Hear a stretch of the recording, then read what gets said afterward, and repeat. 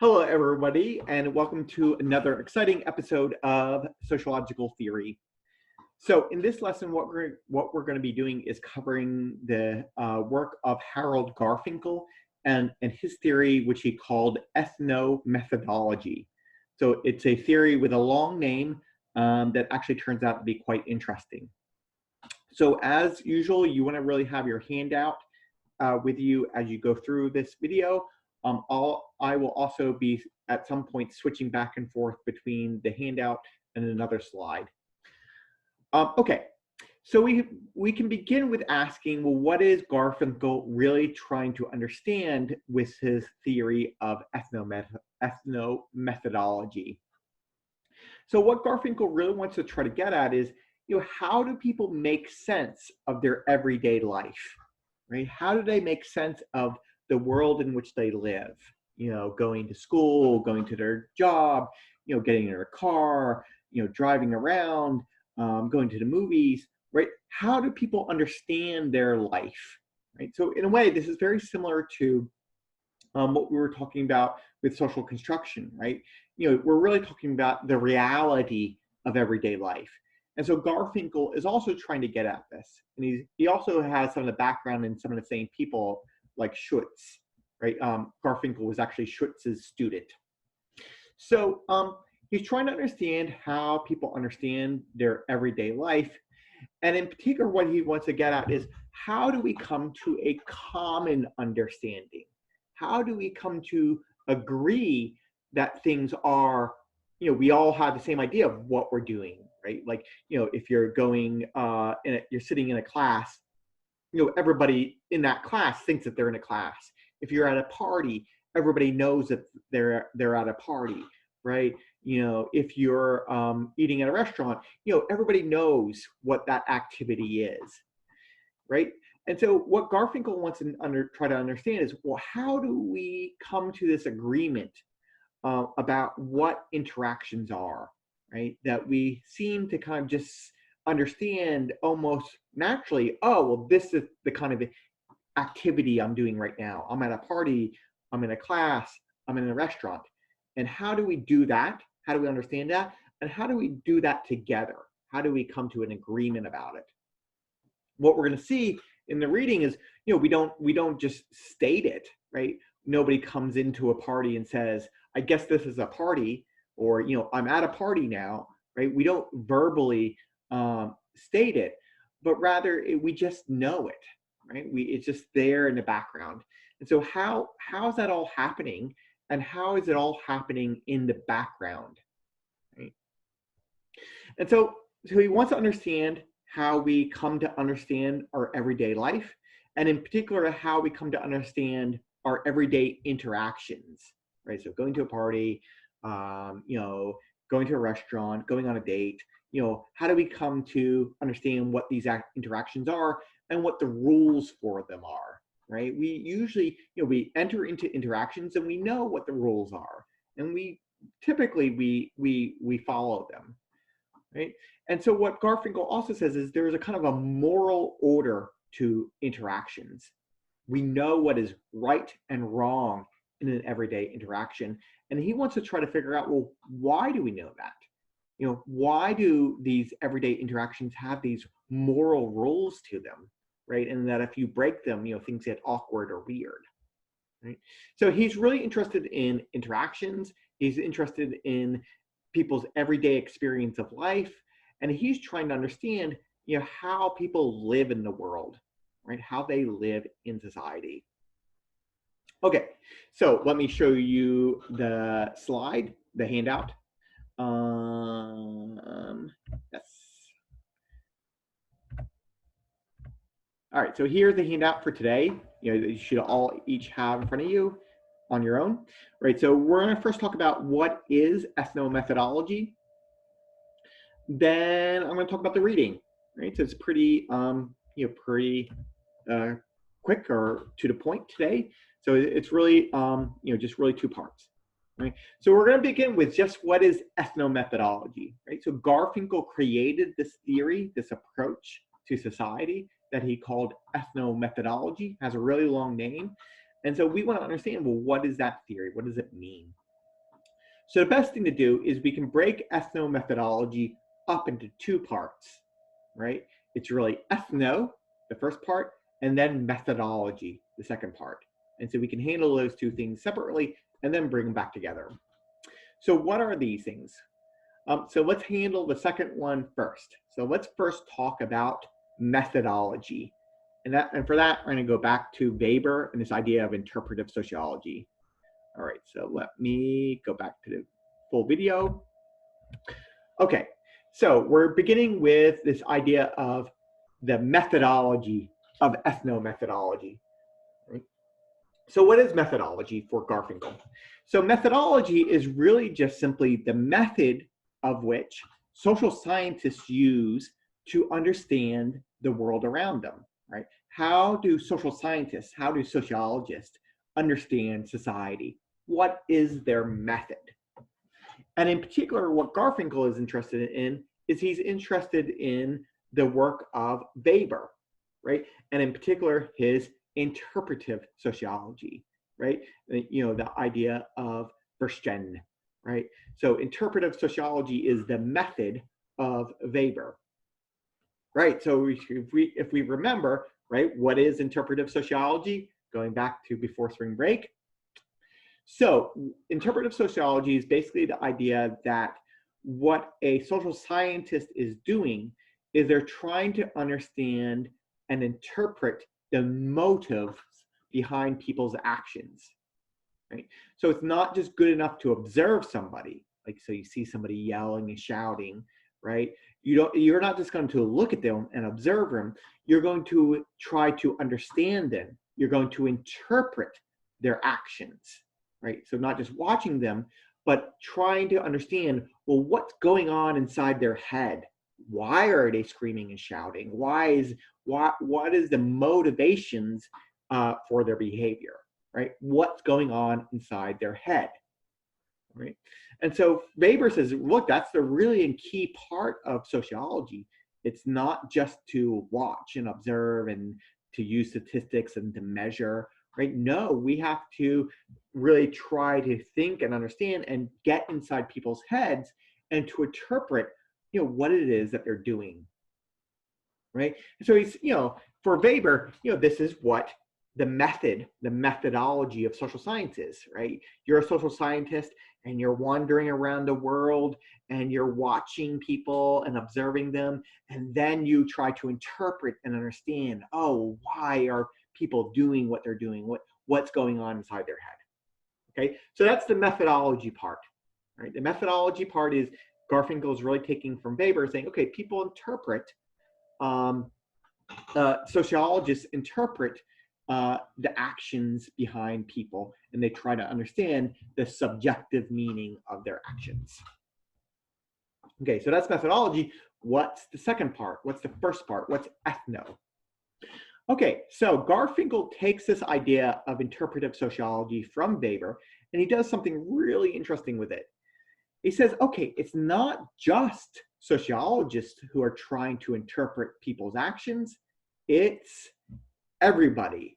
All of us are trying to interpret and understand what other people are doing, right? You and I, the person on the street, your parents, your friends, all of us, every human is trying to understand the world around them.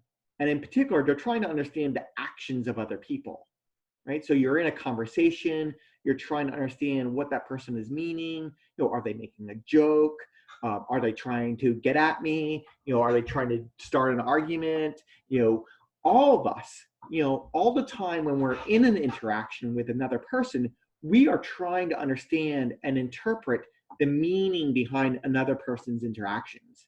Right? Somebody starts shouting at you and like pointing their finger. You think to yourself, oh, I wonder what this person is doing. I think they might be angry at me, right?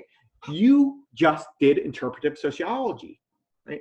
And so what Garfinkel is saying is it's not just sociologists who are trying to interpret and understand humans and their behaviors. It's everybody. All of us are doing that. And so that's really the idea of ethnomethodology. Ethno simply means everybody, right? The social group, you know, the collective. And methodology is really, the method of understanding. And so ethnomethodology really in heart is, everybody's understanding or everybody's interpretation of people's actions, the common person's interpretation of what people are doing. And so that's really the ethnomethodology. And there's a this may sound basic, but there's a key or really important point here. And I'm going to go back to the slide to show this, the handout. So what Garfinkel is really trying to say is that people are not dopes, right? People are not morons, right? People are thinking, right? People have brains. Everybody has brains, right? He's really going against Durkheim here.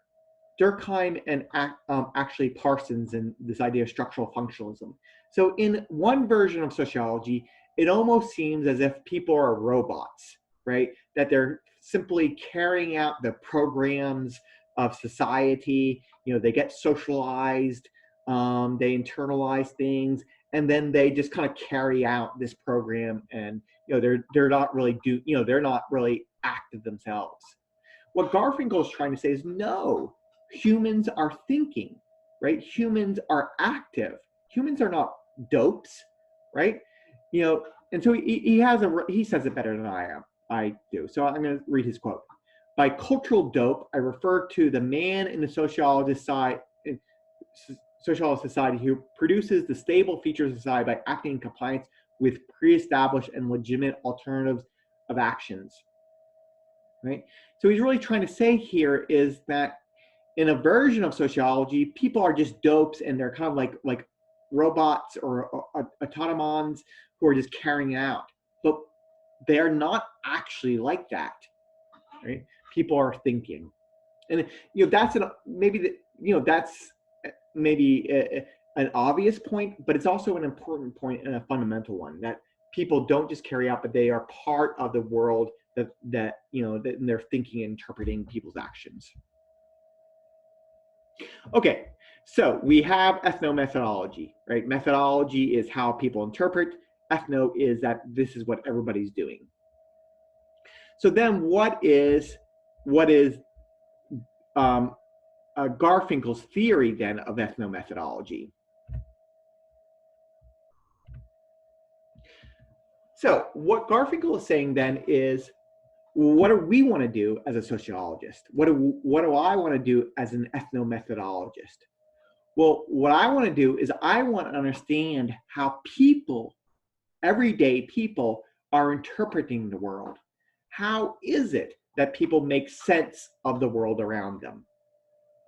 So he starts off and he says, okay, how do people understand the world? And he says, well, what they do basically is they give an account of it, right? They give an account. And so what is an account? Account is basically a description of what just happened, right? So you go up to somebody, and they just left a party or they just left the classroom, and you say, well, where were you? You ask your friend, where were you? They will give an account. They will describe to you, oh, well, I was just in class and it was a chemistry class and I had an exam and it was a quiz. It was pretty hard, right? They will give you a description of the activity that they were just in. And so what Garfinkel wants to say is, well, what we're trying to understand is, how do people give accounts? How do people describe the world around them? So he says, there's a few things that govern this. There's a few ways that people make accounts, right? So what's the first way? Or what's the first thing? So there's three parts to it. I'll go back to the slide again to show this.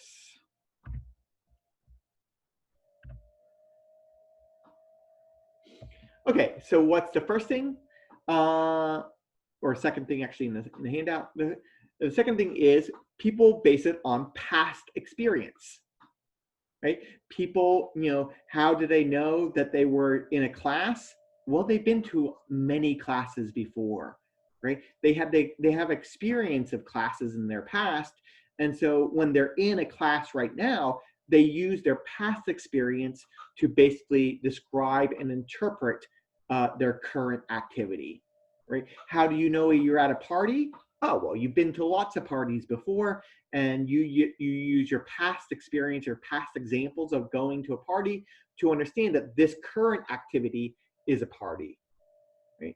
So people take the rules, the descriptions, and the rules from the past and apply them to the present, right? How do you know what a party is, and how do you know how to act at a party, how you should behave? Well, you've been to parties before, and you apply the rules that were there in the past to the present, right? So that's, the first thing. You just use past experience. Okay, what else do you do? You do what he calls ad hocing. What is ad hocing? You're making it up as you go along, right? It's really an in-the-moment creation or interpretation of the activity, right? It's described on the fly, right? This might be when you're in a new situation, right? Maybe, let's say you've never been to a party before. It's like high school or it's middle school, and it's your very first party. You don't really, you've seen it on the TV or movies, but you don't really know what it is. Okay, well, the first time you go to a party, you're going to ad hoc. You're going to just kind of make it up as you go along, right? You're going to do the best you can, and you're going to just try to figure it out as you go, right? And so and we're doing this a lot, actually, is what Garfinkel says. A lot of times we're just making it up as we go. We seem a lot more confident and assured than we actually are. And a lot of times we don't really understand, but we do the best we can, right? So we say ad hocing, right? We make it up as we go. So we do ad hocing, we use past experience, and then third, or C, is really the most important. We create it collectively, right? Our interpretation of an activity is not something that we do privately, but it's something that we do together, right? How do you know you're in a classroom, you're at a class, right? Well, everybody around you is acting like they're in a class, right? Everybody is at a desk and everybody's looking at their book. How do you know you're at a party? Well, everybody is acting like that they're at a party, right? Our accounts, our descriptions of the world are not created privately and alone. They are created together and collectively, right? And so it's a common interpretation, or common or collective interpretation. And so this is actually the literal meaning of common sense. I talked a little bit about this in the previous lesson, right? So common sense is that natural attitude. It's just what we assume or accept. But really, we can break down common sense into two words again, right? It's common, it's collective, it's together, and it's sense, it's perception, it's hearing, it's seeing. And so common sense is really the collective perception of reality. Okay, so we've got it so far, right? That ethnomethodology is about creating or understanding the accounts that people create, and looking at the ways that people do that through ad hocing, past experience, and the collective creation of accounts. Now we're on to really the key part of Garfinkel's work. So normally what we do is we think that an account is a description of something that is happening, right? Something's happening, a party, a class, eating at a restaurant, and we think that an account describes that thing that is happening. Here's the thing, and the account is a description of that thing that's going on. But what Garfinkel points out, it says, no, actually, it's not so simple. Our accounts don't just describe what is happening. Our accounts actually create the activity in which we think that we're just describing, right? So let's use an example here of going to a party. So what is a party? So normally what we say in ethnomethodology is, okay, people go to a party and they give a description of it. You know, they're walking around the party, they're walking around the house, and they are interpreting the actions of people. And, you know, they say to themselves, oh, I'm at a party, right? And so what Garfinkel is going to say is that account is not just describing what's happening, that account is creating the activity. What is a party? Nothing more than everybody collectively together creating an idea in their head that they are at a party. A party is nothing more than a bunch of people who think that they're at a party, right? Who give that account. And so accounts are descriptions of the world, don't just describe what is happening, they create what is happening. And so he has a nice quote here, right, of this, right? And what he does is, the key thing is the idea of a self-fulfilling prophecy. We describe what is happening, and that description is kind of like a prophecy. And in prophesizing, in describing, we don't just describe, we create, right? We create the world around us.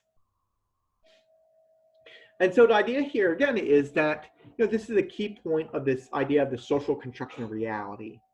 Reality, the reality of your everyday life, your conversations, the parties you go to, the activities that you're a part of, they don't just pre-exist before you got there. You create them, right? And we create them actually collectively. Right? And so our reality is something that we are creating in the moment, right, in our minds. So that's really the key part of ethnomethodology, right? That's where we end up, right? That it's about understanding people's descriptions of the world, but then more than that, understanding how people's descriptions of the world create the world around them. So then let me now go and talk a little bit about the reading for today. So the reading for today is from his book, Studies in Ethnomethodology. And I can really kind of break it down into three parts, you know, which should kind of roughly go to three parts of you know, the reading. So it's what is the goal of sociology, making, you know, what is the goal of sociology, making the invisible commonplace world visible. Then he talks about he has this thing about the recording of a conversation between a husband and a wife. And then he talks about this experiment he did where he asked his students to get people to ask them what they mean by their statements. So let me go through these parts a little bit. Okay, so what does he say in the first part of the reading? So he has a section where he says, okay, making commonplace scenes visible. Right? This is a section in the textbook. And so what he has is really, he says, you know, a lot of times we go through our life and we're just in autopilot, right? We're going from class to class, we're going to work, we're driving home, we're having dinner with our roommates, you know, and a lot of this is just kind of accepted, right? We don't think about it. It's just, we're on autopilot and we just do it. And he says, okay, what we want to do as a sociologist is we want to try to get underneath this commonplaceness. Like, we want to try to understand this kind of just everyday reality that's going on. We want to make this kind of everyday world visible. We want to stop and pause and say, hey, what's really going on here? What's going on here with these conversations or these activities? So one of the things he does is he looks at the conversation between a husband and a wife. And so I've got a slide here that replicates what's in your reading.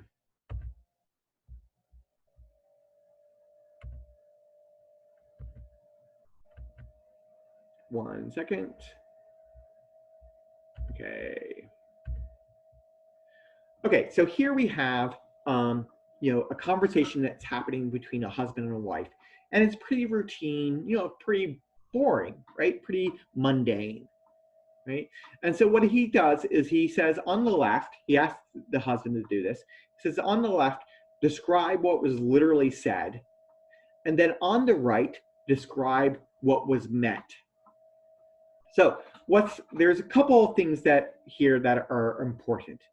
And I think the first one is probably pretty obvious, right? So first, what we notice is that there's a big difference between how much is said and how much is meant, right? Very little is said in terms of the number of words, but so much is meant, right? There's a lot more that is being meant than what is being said. And this, I think, is very ordinary in our conversations, right? That we actually say a lot more than what we say, right? And so you see this here, right? Did you take him to the record store, right? And so there's all this kind of background information that, what's going on. And he's, oh, well, asking the person, the wife kind of understands what's going on. And so, there's a kind of, when we enter into a conversation with somebody, there's a lot left unsaid, but we kind of just know what's going on, right? And so that's the first important point, that a lot of the understanding between people is going on in the background, is going on, just kind of in their own minds, and is being left unsaid. So that's the first thing, right? Much is being left unsaid. What's the second thing we see in this reading, in this section of the reading? What we see is that there's this collective negotiation, right? Yes, there are things unsaid, but still the husband and the wife, even though they know each other very well, they have to come to an agreement, right? They have to ask each other, oh, well, what happened? What do you mean, right? Part of ethnomethodology is the idea that it's a collective agreement or collective negotiation, a collective perception. And how do you do that? Well, you have to negotiate with the person. You have to ask them, okay, is this what you mean? Is that what you mean? Right? And so a lot of our conversations are actually taken up with going back and forth and getting on the same page, right? Coming to that collective or same agreement. And so his reading really highlights that well. This section of the reading where it's the conversation between the husband and the wife. In the last part of the reading, he takes this one step further. And so he says, okay, he has these students and he says, what I want you to do is I want you to talk to your friends and your family members. And when they ask you a question, right, act like you don't understand what they mean, right? They ask you, how are you doing? And you're supposed to say, oh, well, what do you mean, how you're doing, right? Ask people, pretend like you have none of this background information. And so one of the main things that we notice is that when people did this, people got incredibly angry and frustrated, right? Their family members would be like, what do you mean you don't, why are you asking me, what do I mean, how are you doing? You know what I mean. And so there's this idea that when you confront people's basic background expectations, when you break the norms of a conversation, people get really frustrated and angry. Why? Right? What's happening? What Garfinkel is basically saying is you are breaking down their reality, right? People exist in a everyday common sense view of the world. And if you try to go against that, if you try to question it, then you are questioning their reality, right? And people don't like that, right? You are breaking down the collective reality. And when you do that, you're creating a sense of normlessness. And that is really frightening and scary to people, and they react in an emotional way. And so the last point here is really that what Garfinkel is saying is that there is this moral force behind accepting people's reality. You go along, right? And if you question it and if you doubt it, then you're going against one of the most basic rules of society, which is, accept what I'm saying. Don't doubt me. Accept my reality. Let's create this reality together. And so again, what it's showing us is that our reality of everyday life is something that is actually something we are creating in the moment. And when we question that, when we show people that's what they're doing, it frightens them. And so, Garfinkel is really trying to get at the everyday mundane part of life, trying to show us how we create the world around us in our activities and in our interactions. That's it for today.